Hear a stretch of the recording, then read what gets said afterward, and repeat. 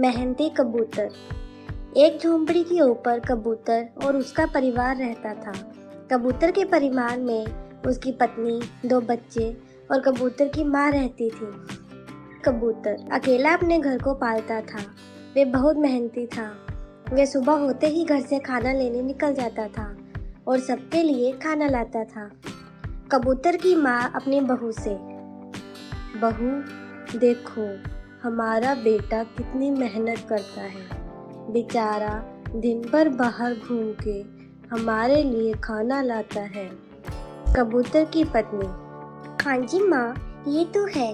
चाहे धूप हो चाहे ठंड हो, ये हमें कभी भूखा नहीं रहने देते। कबूतर की माँ, मैं सोच रही हूँ ना, तुम भी जाया करो उसके साथ खाना लेने। मैं बच्चों को संभाल लिया करूँगी। कबूतर की पत्नी, हाँ जी, मैं चली जाती हूँ। कबूतर को इस बात की बिल्कुल भी भनक नहीं होती कि पीछे से उसकी पत्नी भी खाना लेने गई है।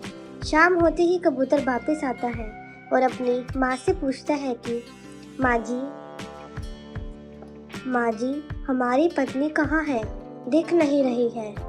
कबूतर की माँ, बेटा, तुम सारा दिन मेहनत करते हो, इधर उधर भटकते रहते हो, थक भी जाते हो, इसलिए मैंने सोचा था कि तुम्हारी पत्नी भी खाना ले आए और फिर तुम्हें भी राहत मिलेगी।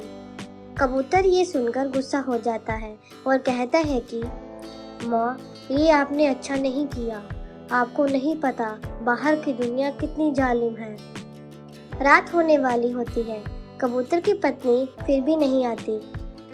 कबूतर परेशान हो जाता है और अपनी पत्नी को ढूंढने के लिए निकल जाता है और अपनी माँ को कहता है कि माँ, बच्चों का ख्याल रखना, मैं अभी अपनी पत्नी को ढूंढ कर आता हूँ। कबूतर अपनी पत्नी को बहुत ढूंढता है, लेकिन वे कहीं नहीं मिलती। कबूतर को उसके साथी दिखते हैं और वे कबूतर को बताते हैं कि उसकी पत्नी को शिकारियों ने मार दिया है। कबूतर ये सुनकर बहुत रोता है। रोते रोते घर चला जाता है। कबूतर की माँ को भी बहुत पछतावा होता है कि काश मैंने अपनी बहू को ना भेजा होता। कबूतर अब अकेला पड़ जाता है और उसकी ज़िंदगी अब पहले जैसी ही चलती है। बस कमी थी तो उसकी पत्नी की। अगर आपको हमारी कहानी अच्छी लगी तो ऐसी और कहानियाँ देखने के लिए हमारे चैनल को लाइक, सब्सक्राइब एंड शेयर करें।